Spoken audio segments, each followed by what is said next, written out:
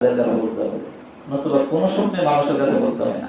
ঘুমের স্বপ্নে যদি দেখেন বইলা দেন, তাহলে স্বপ্নের ব্যাখ্যায় অনেক সময় উল্টাপাল্টা হইতে পারে, সেটাই প্রতিফলিত হইতে পারে। আর যদি বাস্তবের স্বপ্নে আপনি মানুষকে বইলা দেন, তাহলে স্বপ্নটা আপনার পূর্ণ গন্তব্যস্থলে পৌঁছতে নাও পারে। এর আগে মানুষে বাধা দিতে পারে, হিংসা করতে পারে, বিদ্বেষ পোষণ করতে পারে, আক্রোশ থাকতে পারে। এই জন্য বাস্তবের স্বপ্ন কারো কাছে বলবেন না, ঘুমের স্বপ্ন কারো কাছে বলবেন না। যদি বলেন তাহলে স্বপ্নের মধ্যে একটা দেয়াল তৈরি হবে, আপনার স্বপ্নটাকে চূড়ান্ত সীমায় পর্যন্ত পৌঁছানোর জন্য দিবে না। সাবধান, স্বপ্নগুলো কারো কাছে শেয়ার করতে নেই। হ্যাঁ, এখন তো বলে যদি শেয়ার করতেই চান, আপনার প্রিয় মানুষের কাছে শেয়ার করতে পারবেন। আপনি যার কাছে শেয়ার করবেন সেও কিন্তু জ্ঞানী হতে হবে, আলেম হতে হবে। না হলে শেয়ার করবেন, স্বপ্নে যেটা ব্যাখ্যা হবে সেটাই অর্থ হয়ে যাবে। আল্লাহ আমাদেরকে হেফাজত করুন, সকলেই বলুন আমিন। আল্লাহ তারপরে বলেন লাআল্লাকুম তাত্তাকুন, যাতে করে তোমরা কি হইতে পারো, মুমিন হইতে পারো। এই পবিত্র মাহে রমজান আল্লাহ পাক রব্বুল আলামিন কি চাইতেছেন আমাদের জন্য? মুমিন বানাইতে চাইতেছেন আমাদেরকে। লাআল্লাকুম তাত্তাকুন, আল্লাহ বলে যাতে করে তোমরা কি হইতে পারো, মুত্তাকি হইতে পারো, যাতে করে তোমরা তাকওয়া অর্জন করতে পারো। এই যে 11টা মাস, 11টা মাসের মধ্যে আপনি বুকে হাত দিয়ে বলেন তো, গুনাহ করছেন না? করছেন না? যখন গুনাহ করছেন আল্লাহ কি সাথে ছিল না? ছিল। তারপর গুনাহ কেন করলাম? আল্লাহর সাথে থাকার পরেও কেন করলেন? আপনার বাপের সামনে কি গুনাহ করেন? আবার মাইন্ড করেন না, কষ্ট পেন না, কারণ নির্দিষ্ট করে বলি না। আপনি আমার বাপের সামনে কি আমরা গুনাহ করি? মার সামনে গুনাহ করি, ভাই বেড়াদের সামনে গুনাহ করি? তাহলে বাপ বড়, ভাই বড় না আল্লাহ বড়? আল্লাহ বড়। তো এই ছোট মানুষগুলোর সামনে গুনাহের কাজ করি না, এত বড় আহকামুল হাকিমিনের সামনে আমরা কেমনে গুনাহ করি? কেন করেন বলেন? উত্তর তো দিতে পারবো না, উত্তর নাই, দিবেন করতে গিয়া। কিন্তু এটা করি এই জন্য আল্লাহ যে আছেন এটা বিশ্বাস করি, আল্লাহ যে আছেন এই জিনিসটা বিশ্বাস করি, কিন্তু ইয়াকিন পয়দা হয়নি। আল্লাহ যে দেখতেছেন এই জিনিসটাও আমরা বিশ্বাস করি, হ্যাঁ আল্লাহ দেখেন। এটা শুধু আমরা না, আপনি যেমন বিশ্বাস করেন, হিন্দু বিশ্বাস করে, খ্রিস্টানও বিশ্বাস করে, বৌদ্ধও বিশ্বাস করে, অন্যান্য প্রজাতিরাও বিশ্বাস করে আল্লাহ একজন আছেন। কেউ বলে সৃষ্টিকর্তা, কেউ বলে ঈশ্বর, কেউ বলে আল্লাহ, কেউ বলে খুদা। এক এক ধর্মের মানুষ এক একটা নামে আল্লাহকে ডাকে। কিন্তু কেউ শিরিক করে, বড় শিরিক করে, ছোট শিরিক করে, এটা আলাদা বিষয়।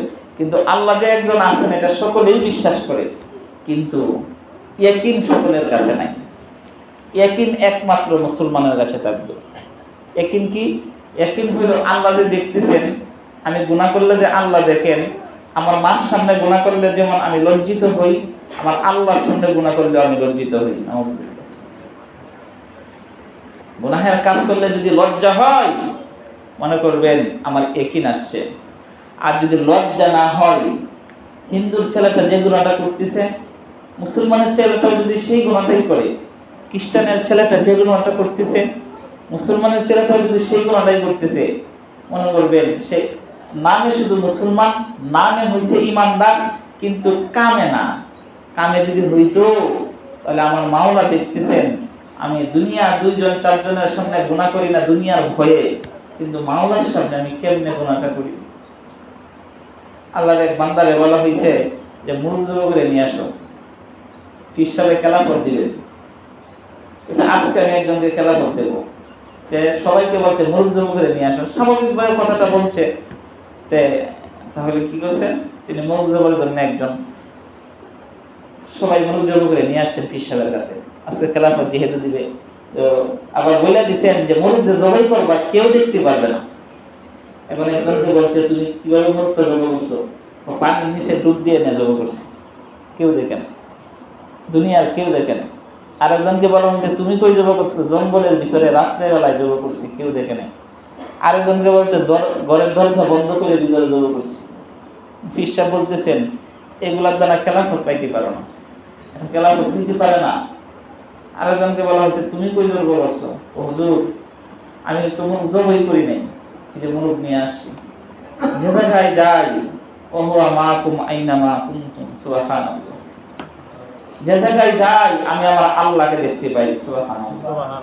আনতা আবুদাল্লাহা কান্নাকা তারাম, ইবাদত তুমি তো এমন ভাবে করো যে আল্লাহ তোমাকে দেখতেছেন, তাহলে না তুমি মুমিন। মুমিনের ইবাদতটা তো এমন হবে, আল ইহসান এমন ইবাদত হবে, ইখলাসটা এমন হবে যে তুমি আল্লাহকে দেখতেছো। আর যদি তোমার আমার পক্ষে এটা সম্ভব না হয়, ফাইল্লাম তাকুন তারাহু ফাইন্নাহু ইয়ারাক, তাহলে কমপক্ষে এই জিনিসটা মনে করবা যে আল্লাহ আমাকে দেখতেছেন। কতটুকু ভয় যদি অন্তরে পয়দা করতে না পারো, তাহলে তুমি কোন পর্যায়ের ইমানদার তুমি বুঝো। দুনিয়ার কারোর সামনে তুমি কোনো কিছু গুনাহের কাজ করো না, কারণ আল্লাহ দেখতেছেন, এই ভয়টা পাও না। মানুষের ভয়ে নিরালাই গুনাহের কাজ করতে পারো, কিন্তু মহান আল্লাহর ভয়ে তুমি একা একই ভাবে গুনাহ ছাড়তে পারো না, তাহলে তোমার এটা মুমিনের পরিচয় না, এটা মুমিন হইতে পারে না, ঠিক কি না? তাহলে মুমিন ইমানদার কাকে বলা হয়? যে নিরালাই থাকবে, কেউ দেখে নাই, বাবা পাশে নাই, মা পাশে নাই, ভাই বোন পাশে নাই, আত্মীয় স্বজন কেউ পাশে নাই, বিবি বাচ্চা পাশে নাই, সবাই ঘুমাইতেছে, নিরালাই তুমি ঘুম থেকে উঠে পড়লা, মহান আল্লাহর দরবারে দাঁড়িয়ে গেলাম, 2 রাকাত নামাজ পড়লাম, তারপর 2টা হাত তুমি উত্তোলন করলাম। আল্লাহর রাসূল সাল্লাল্লাহু আলাইহি ওয়াসাল্লাম বলেন, রাসূলুন যাকারাল্লাহ খালিয়ান ফাফাজাত আইনা, আল্লাহ তো এমন ব্যক্তিকে আরশের ছায়ার নিচে স্থান দিবেন, সুবহানাল্লাহ। তার ঈমানের কারণে, তার ঈমানের চূড়ান্ত পর্যায়ের ঈমান। আর আমাদের ঈমান কি? টুনটুনা টুনটুন, একেবারে হালকা ঈমান। 1 টাকার জন্য মানুষের সাথে ঝগড়া করি, 2 টাকার জন্য ঝগড়া করি, মানুষকে কষ্ট দিই, সাধারণ একটা ব্যাপার নিয়ে কষ্ট দিই, যে ব্যাপারটা পূর্ণ একটা বিষয়, এটার জন্য মানুষকে পর্যন্ত হত্যা করে ফেলি, কারণ ঈমান, পূর্ণ ঈমানদার হইতে পারলাম না। মনোযোগ করে নিয়ে আসছে, এখন বলতে হুজুর কোন জায়গায় তো আল্লাহকে ছাড়া কোনো জায়গায় একটা পাইলাম না, এরকম জায়গা সব জায়গায় আল্লাহ আমাকে দেখতেছেন। তা আপনি তো বলছেন যে এমন জায়গা থেকে মনোযোগ করে নিয়ে আসবা, কেউ দেখতে পারবে না। এখন কেউর মধ্যে কি আল্লাহ আছে কিনা আমার সন্দেহ হলো, মনে করলাম আল্লাহ তো দেখতেছেন, এই জন্য আমি নিয়ে আসছি। এখন মুরব্বী বলতেছেন, ঠিক আছে তুমি খেলাফত পাওয়ার যোগ্য, তোমার ব্রেনটাই ঠিক আছে, তোমার মেধাটাই ঠিক আছে, তুমি প্রকৃতপক্ষে কি মুমিনের কাজ করছো। কারণ সারা দুনিয়ার মানুষ দেখতেছে, এটা আমার বিষয় না, আমার মাওলা দেখতেছেন কিনা, আমার আল্লাহ আমাকে দেখতেছেন কিনা। সারা দুনিয়ার মানুষ এক পক্ষে, আল্লাহ বলে আর এক পক্ষে। সারা দুনিয়ার মানুষ বাদ্যযন্ত্রের পক্ষে কাজ করে, আর আপনি যদি একলা যদি বিপক্ষে থাকেন আর আপনার পক্ষে যদি আল্লাহ থাকে, তাহলে আপনার পাল্লাটাই ভারী হয়ে যাবে, সুবহানাল্লাহ। তাহলে এটার প্রয়োজন কি? এটার প্রয়োজন হলো ঈমান তৈরি করা, গুনাহ থেকে বাঁচা, গুনাহের কাজ বর্জন করা, একেবারেই না করা, ঠিক কি না? 11টা মাস আমরা গুনাহে জর্জরিত হয়ে গেছি, আমাদের জীবনটা গুনার সাথে মাখিয়ে ফেলেছি, আমাদের জীবনটা গুনার সাথে একেবারে রক্তের সাথে গুনাহ মিশে গেছে। এমন কোনো গুনাহ নাই আমরা করি নাই, এমন কোনো গুনাহ নাই আমরা করি নাই। শিরক, বিদআত, কুফর, কুসংস্কার, কবিরা গুনাহ, সগীরা গুনাহ, আরো যত ধরনের গুনাহ আছে, সমস্ত ধরনের গুনাহ আমরা করি না? এই 11 মাসটা গুনাহ কইরা এই ভিতরটাকে একেবারে কি কালো করে ফেলাইছি।